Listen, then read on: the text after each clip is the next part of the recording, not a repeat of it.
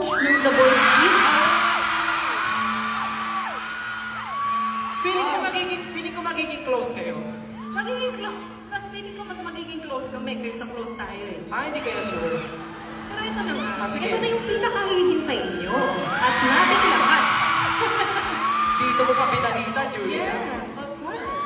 We are proud to officially introduce the newest coach of The Boys Kids, Pablo! Let's go! Hey!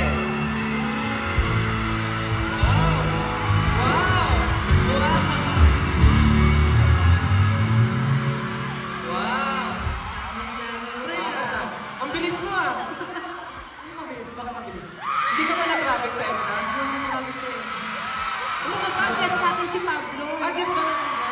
Kanina ba ako nandiyan? Paano pa? Kasi kanina dumating siya naka-cover outfit eh. Naka-biker outfit. Ito, kamustahin naman natin si Coach Pablo. Uy, Kasi Coach Pablo! dami ko sinasabi about you. Tapos sabi ko sa kanya, feeling ko mas magiging close kami kaysa close tayo. Feeling ko nga din, Coach Julia. Coach Tel! Grabe ka naman sa akin, Coach Pablo! Hindi pa siya sanay, no? Di ba ako sa... Ready ka na ba? Ready ka na ba para sa The Voice? Alam mo actually, kanina nga, pagbukas ng LED, dapat hindi ako lalabas. Oo. Parang, kasi nung kumakanta ako, may narinig akong konti, tapos parang gusto ko matry yung parang tiyara. Ang tawag doon, emotion. Emotion. Hindi lahat ng artist perfect. Tama ka. Yan ang tatandaan mo, Coach Pablo, pag namili ka na ng artist mo, okay? Opo, Coach Tel. Welcome sa The Voice. Alam mo, mahal mo si Usap. Okay.